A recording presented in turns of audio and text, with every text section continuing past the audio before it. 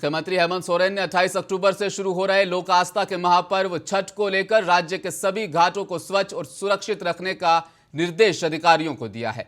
मुख्यमंत्री ने आज राजधानी रांची में कांके डैम और हटनिया तालाब घाट पर साफ सफाई, सुरक्षा और अन्य सुविधाओं व्यवस्थाओं का निरीक्षण किया। मुख्यमंत्री ने अधिकारियों से कहा कि सभी छठ घाटों पर छठ व्रतधारियों की सहूलियत का ध्यान रखते हुए सभी जरूरी व्यवस्थाओं को समय पर पुख्ता करें।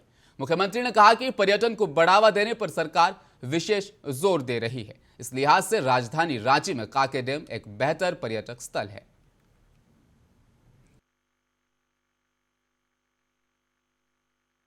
आगामी आने वाले पर्व छठ पूजा को देखते हुए झारखंड के गिरिडीह सदर विधायक सुदिव्य कुमार सोनू ने आज नगर निगम क्षेत्र अंतर्गत विभिन्न छठ घाटों का औचक निरीक्षण करते हुए वहां की समस्याओं के समाधान हेतु संबंधित विभागों को निर्देशित किया।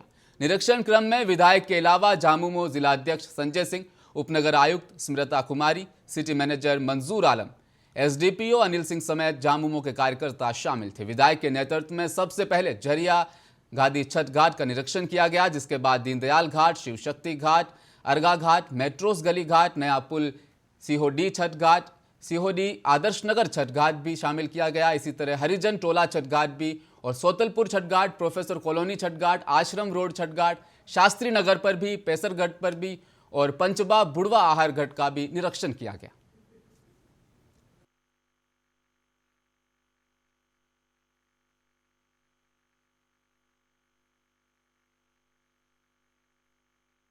झारखंड के रांची जिला और मांझी, गगारी और बरवे से सोहराय जतरा का आयोजन किया गया। सोहराय जतरा के मौके पर पूर्व सांसद राम टहल चौधरी, कांग्रेस कार्यालय प्रभारी अमूल निर्जन खलगो, अंतु तिर्की, प्रेमसाही मुंडा, केंद्रीय अध्यक्ष आदिवासी जन परिषद शिव टहल नायक आदि आसपास के जनप्रतिनिधि, समाजसेवी और राजनीतिक दल के नेतागण उपस्थित थे।